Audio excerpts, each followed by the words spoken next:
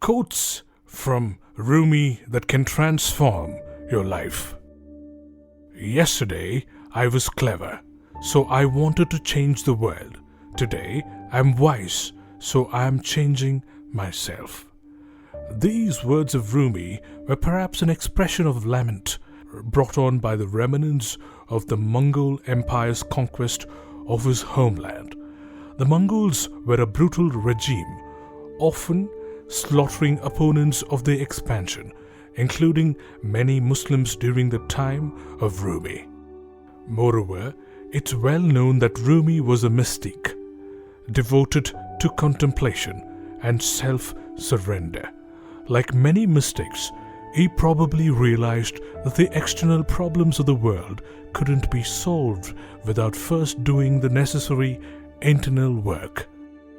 It's safe to say that Rumi probably wouldn't think highly of the empty rhetoric and broken promises so prevalent in today's society. The art of knowing is knowing what to ignore. Ignore those that make you fearful and sad, that degrade you back towards disease and death. This quote from Rumi is among his most insightful. Demanding particular attention is the mystique's noting of the relationship between mental well-being and disease and death. Taking on too many things is perhaps the main reason why people nowadays are so stressed. Here, Rumi advises the true wisdom is differentiating between the important and unimportant. Whether intended or not, Rumi's quote is also scientific. Relatively recently, scientists have discovered an inextricable link between one's susceptibility to stress and the development of illness, which of course can lead to premature death. It's your road, and yours alone. Others may walk it with you, but no one can walk it for you. Ultimately, we are individuals responsible for our own lives. This is the point that Rumi was making in this quote.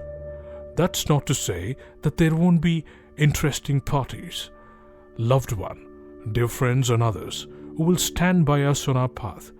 However, like all gifted contemplatives, Rumi assuredly came to the realization that one's ultimate destiny, if determinable, is influenced by that person and them alone.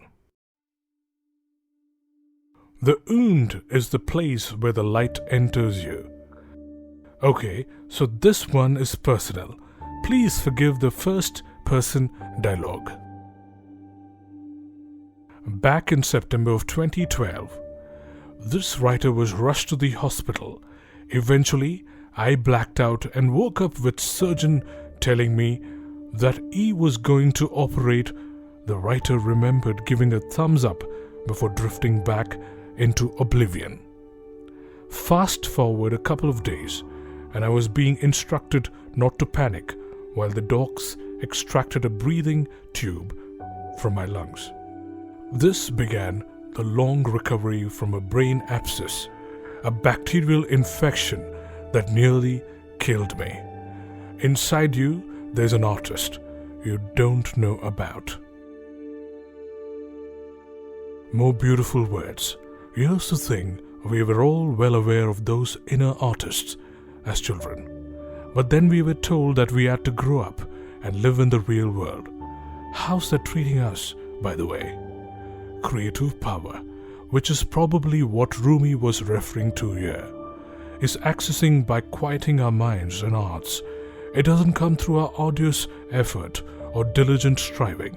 We too often forget this fact, and this creates the stressed out, always striving attitude that we carry into both our personal and professional lives.